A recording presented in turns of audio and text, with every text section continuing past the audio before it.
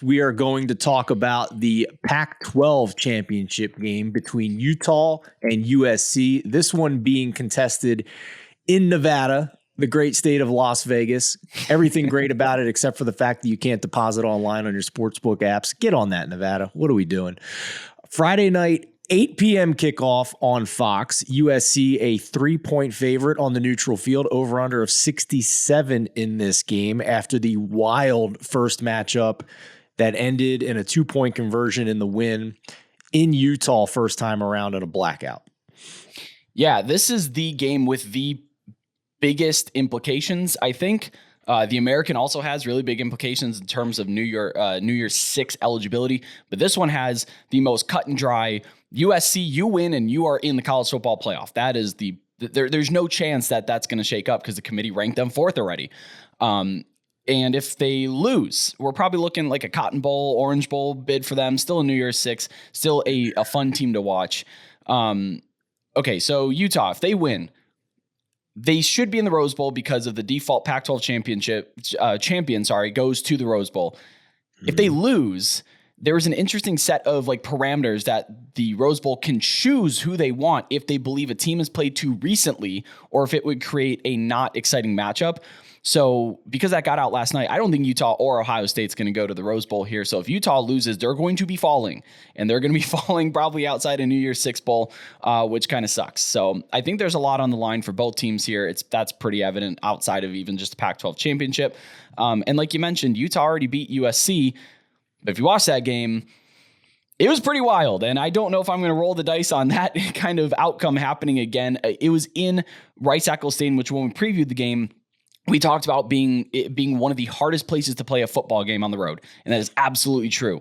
You take that out of the equation now. It's a neutral field. There's going to be a lot of fans from both sides in Las Vegas. It's an easy city to get to, so you're going to have a lot of representation. So I don't think that Utah's going to have the same home field boost that they did before. And USC was actually in control of most of the game. It was late in the fourth quarter.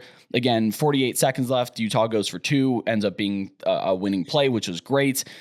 Caleb Williams threw for 381 yards and 5 freaking touchdowns. And it wasn't a lot of downfield touchdowns. It was a lot of intermediate throws, 7 routes, flag routes to the corner, and then a lot of backfield motion to Jordan Addison, to, at the time, Travis Dye before he got hurt, kind of out of the backfield stuff that Utah didn't really have an answer for. And I don't know if they have an answer for it now, because they don't have the linebacking core or a box safety that can play that kind of, you're going to match up against Jordan Addison. Good luck. Not a lot of guys can.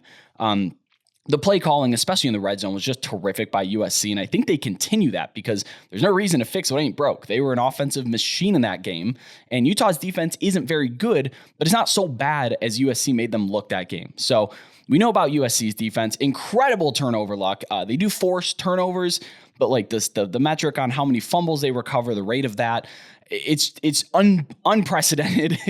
We keep saying it's going to regress to the mean, but it hasn't yet. And then they're just terrible elsewhere. 115th or worse in just about every EPA metric, per play metric. They're a tough watch.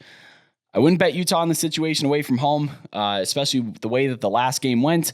But because of USC's defensive propensity to not do anything, and that Utah still has capable playmakers in Cam Rising, Tavion Thomas is still going to play in this game, even though he is declaring for the NFL draft, I probably wouldn't bet either side on this 3. Now, if that number moves below 3 before kickoff and you can get a USC 2.5, that's what I want to ask you right now, because as we record right now, if you go to lines.com under the odds tab, under NCAA football, you click on the weekly lines button. You can compare the numbers across all the sports books. As we record right now, FanDuel is offering a 2.5 on USC juiced to minus 120. Nah, I don't like laying 120s. It's not, it's just not exciting to me. In terms of push rate, you're probably paying 10 cents for let me verify, this is bad podcasting, but you're paying 10 cents for about, 12-cent boost. So if you want to, it is a slight plus EV play, but I don't know. I don't love laying minus 120 in terms of sides. If we can get that down a little bit more, maybe a 115, I'd pull the trigger on. But again, if there's no harm in waiting, basically, because either it's going to go to 2.5 or it's not. And if it doesn't go to 2.5 and you don't bet it, then you didn't just put down a ticket just for the sake of it. And if it does flash to 2.5, then you get the better side. Yeah, I lean USC here. I think that, that atmosphere when they played Utah the first time was an all-timer. It wasn't just that it was a big game and it was a blackout. The Utah roster was playing for their two fallen teammates. They gave the game balls to the mothers of those two lost players after the game. The entire community of that football team rallied around and just played an unbelievably emotional game, and it went down right to the wire. So USC, to me, saw them in person at Autzen Stadium when they played Oregon. That offense was having a lot of trouble against the Oregon defense, and I don't know if they can keep up this time around with the USC offense. So, and it's not like the Utah defense did anything to stop the USC offense the first time around either. It was a complete shootout in that game. So I lean USC here. With it being such a high total of 66.5 to 68, depending on where you shop, I'm not too concerned about trying to get a 2.5, but I will say this: total so high, pretty decent chance that at some point early, Utah is going to get a small lead or drive the ball down if they get the ball first. And that might be when you get your live number on USC under 3 here. So that might be the best angle here. You're risking USC getting out to an early lead and losing the number altogether.